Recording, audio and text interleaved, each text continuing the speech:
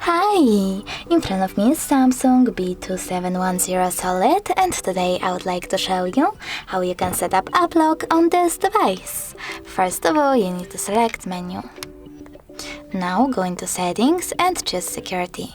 Then you need to select privacy lock and click on all of your apps that you wish to lock. I will go with calendar and contacts. Then click on this left button over here and enter your password. Now to save it, select OK by tapping on this left button one more time.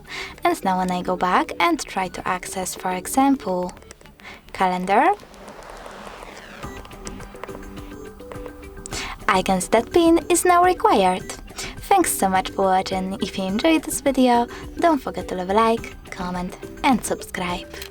Bye!